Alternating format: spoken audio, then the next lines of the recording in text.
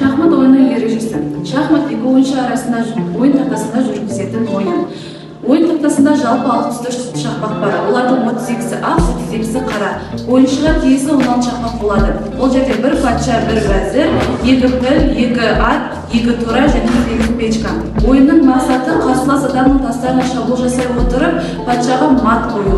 Ойынның екі шетінде сандар мен ас үстінде латын әріптері белгіленеді. Бұл ойын жүрістерін жазып отыру үшін. Мысалға, А6-дан А4-ге жүріс жүргізеді. Оқушылар мен жарысқа қатысушы шахмат ойыншылары.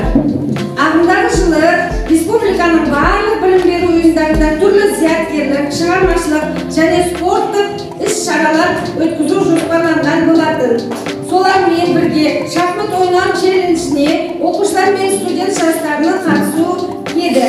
Челлендж мақсаты шахмат ойыны арқылы интеллектуалды және ақыл ой қабілеттерін дамытуға ықпал ету. Бұл челлендж республикада алғаш рет өткізіліп отыр және республиканың мәдени өміріне бірегей оқиға болып табылады. Ал олай болса іске сәт.